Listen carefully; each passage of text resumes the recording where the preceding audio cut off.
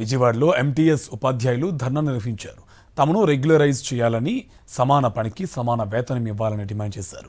వయో పరిమితిని 60 నుండి 62 ఏళ్లకు పెంచాలని ప్రభుత్వాన్ని కోరారు. 1998 ఎంటీఎస్ ఉపాధ్యాయులు చేస్తున్న ధర్నాకు ప్యాప్టో చైర్మన్ సాయి శ్రీనివాస్ మద్దతు తెలిపారు.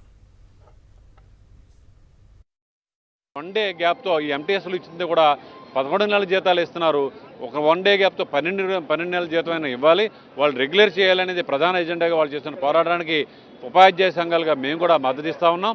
తప్పనిసరిగా వాళ్ళకి న్యాయం చేయాలి. అప్పటి వరకు కూడా ఈ పోరాటం ముందుకు వెళ్తుంది.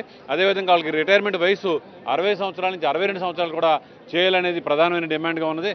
వన్ డే గ్యాప్తో ఈ ఎంటీఎస్లు ఇచ్చింది కూడా 11 నెలల జీతాలు ఇస్తున్నారు.